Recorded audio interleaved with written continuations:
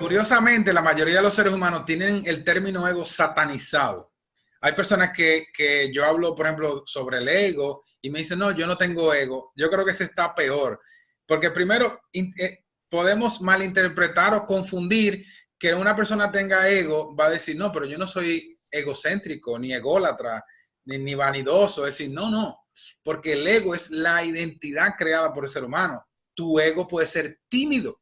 Ya, ese es tu ego. Tu ego puede ser miedoso, tu ego puede ser procrastinador, tu ego puede ser rencoroso. O sea, hay muchísimas ramificaciones de lo que es el ego. El ego es una identidad y esto lo trae Sigmund Freud con la teoría de las personalidades cerca del 1945. Sale por primera vez con esta teoría y sale con el ego, superego y el id. Entonces, luego, con la vida, con el mundo, se fue haciendo un poco de educación con esto, hasta en los muñequitos, en los cartoons, veíamos el angelito y el diablito que le salía en el hombro a la persona.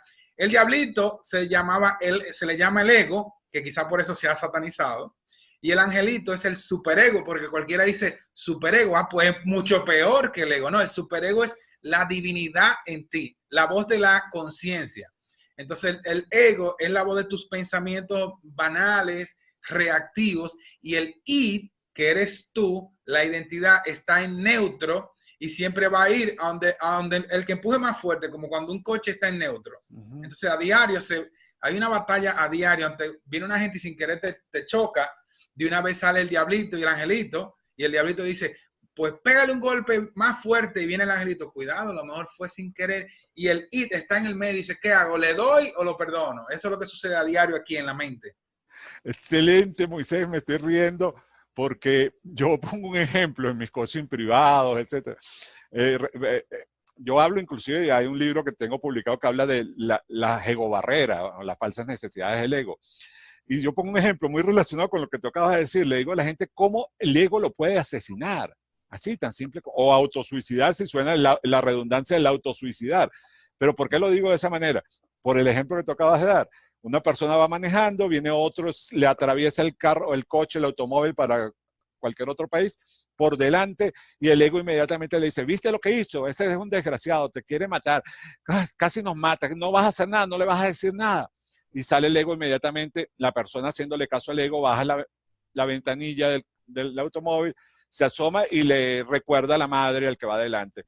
El que va adelante, cosa que pasa, yo lo he visto muchas veces en Latinoamérica, lo que voy a decir, el que va adelante simplemente se baja de su automóvil, se acerca a la puerta del que le gritó, le recordó a la madre, saca una pistola y le pega un tiro en la cabeza. El ego te acaba de matar y nunca tuviste la previsión de manejar tu ego y empezar a pensar como dice el otro. Ese señor te lanzó el carro a ti. No, él lanzó el carro delante de tu carro. No es algo personal. Las razones las desconoce. De repente tiene necesidad de ir al baño, anda apurado. De repente va a cobrar una herencia. De repente tiene una cita. O de repente su mamá se está muriendo y se la acabas de recordar y te pega un tiro en la cabeza. Claro. El ego, no, el ego te está dominando la vida. Me encantó ese ejemplo, de verdad, porque lo uso mucho, justamente con ese ejemplo. Y entender lo que tú acabas de decir también, el ego no es malo, el ego no es diabólico, el ego es el protector, el ego te quiere proteger, pero su protección es muy limitada. Síguenos completando esa idea, Moisés.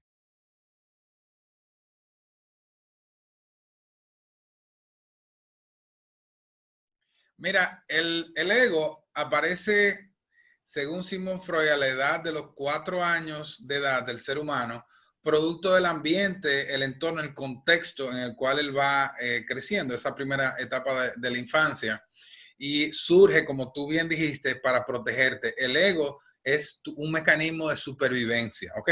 Entonces, supongamos, este es un ejemplo que siempre me gusta porque funciona. Un niño se está criando en un lugar donde lamentablemente tiene un padre abusivo, agresivo, quizás alcohólico, llega a la casa y cuando llega a la casa, pues lo maltrata, lo insulta, lo hiere. ¿Qué pasa? Rápidamente el niño debe, y esto sucede inconscientemente como mecanismo de defensa, debe crear alguna forma de protegerse. Y ya ese niño sabe escuchar, reconoce el sonido del vehículo del papá una cuadra antes de llegar, inmediatamente se esconde, cualquier cosa se comporta bien, es tímido, es súper respetuoso.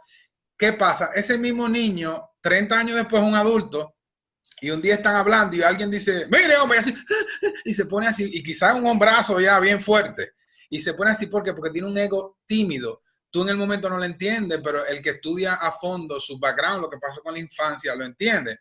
Otro ejemplo, un niño, mismo esquema, mismo padre abusivo, recibe toda esta violencia y ese crece siendo un bully. Y ese se vuelve agresivo y dice, a mí nadie me vuelve a maltratar, por eso yo maltrato. Obviamente él no lo hace pensando, simplemente surge así. Es una manera de tú ver qué pasa en esa primera etapa de la infancia del niño, cómo sale un ego a defenderlo de una manera o de otra, y de ahí podemos definir cómo es el ego de esa persona. ¿Qué es lo malo de eso? En su momento, por ejemplo, el introvertido, el que se volvió miedoso, ese ego que surgió para salvarlo funciona en esa etapa.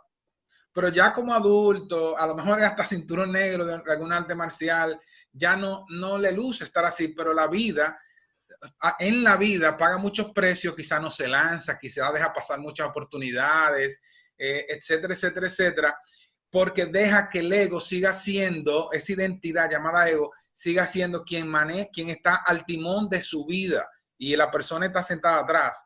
Cuando tú entiendes todo esto sobre tu ego, tú vuelves al pasado, lo transforma, lo sana, lo visualiza, entonces ya tú vuelves a tomar tú el timón de tu vida y ojo, al ego tú no le vas a decir sálteme del coche, siéntate atrás porque a veces te voy a necesitar. El ego se convierte en la herramienta más poderosa. En mi opinión, el ego es la herramienta más poderosa que tiene el ser humano cuando sabe usarlo y no que te use a ti.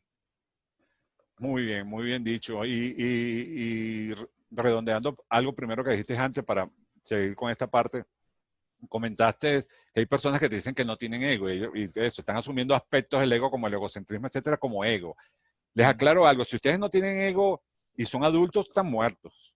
Exacto. Porque tener ego es lo que nos conecta a la tierra, al ser, a la vida terrenal. Si no tenemos ego, estamos mal. Pero muy interesante eso, que el ego puede ser nuestro aliado. Y supongo que por ahí es que tú dices que nos puede ayudar a nuestros sueños o nos puede impedir nuestros sueños. ¿Por qué eso? O sea, ¿cómo podemos lograr, sin que todavía nos reveles ninguna técnica? Después nos lo va a revelar, no te vayas a ir, después nos va a decir algo, cómo empezar a trabajar con ello. Pero claro, ahora sí, verdaderamente, si logramos, yo en mi conocimiento sobre el ego digo que el ego hay que tratarlo como un niñito chiquito y aprender a controlarlo. El ego no te lo puedes liberar, tú puedes liberar emociones, pero no egos. El ego es, ya te lo acabo de decir, si no tienes ego estás muerto. Entonces, pero sí es posible verdaderamente trabajar con ese ego para que nos amplíe, porque al final de cuentas lo que hace el ego es que nos mantiene restringida la visión del mundo, porque es la experiencia, es el conocimiento, es el pasado, es lo acumulado, y no vemos más allá de lo que tenemos aprendido, y ese es nuestro ego, nuestra personalidad, pues nuestro falso yo. Verdaderamente esto lo podemos cambiar y podemos hacer esos cambios necesarios para lograr que no nos siga frustrando lo que deseamos en la vida, Moisés. Mira, el ego busca la manera siempre de encerrarte en una jaula que llamamos la zona de confort, que es la zona cómoda, no tuya, es la zona cómoda que ha construido tu ego. Y el ego, esas cuatro paredes, o vamos a decir, vamos a imaginar que están unas cuatro paredes encerrados. Una de esas paredes se llama la necesidad de tener la razón, la necesidad de tener el control, la necesidad de evitar el dolor y la necesidad de lucir bien. El ego entiende y se siente amenazado cada vez que en una discusión alguien le puede ganar la razón, porque entiende que lo van a ridiculizar o ponerlo como que es tonto, cuando le quieren quitar el control y él no gana el pleito, por así decirlo, sobre el control, cuando lo quieren exponer a algo que él entiende que le va a hacer sentir dolor, por eso que vive evitando el dolor, y también la barrera de lucir bien, cuando me expongo y quedo como un ridículo, no encuentro aprobación de las otras personas que me rodean. Esas son las cuatro maneras que el ego siente que está siendo amenazado o quizá con un riesgo de ser aniquilado, porque el ego es una identidad y se va a proteger, siempre se va a proteger.